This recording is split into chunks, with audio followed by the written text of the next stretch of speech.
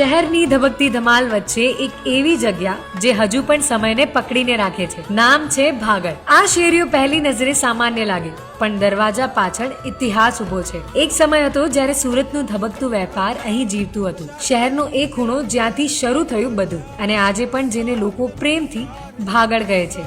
ભાગળ શબ્દનો અર્થ શહેરનું એક જૂનું કે પછી ખાસ પોળ. સદીઓ વીતી ગઈ, શહેરી બાંધકામ વધ્યું, પણ ભાગળ એ હજી પણ એ જ છે.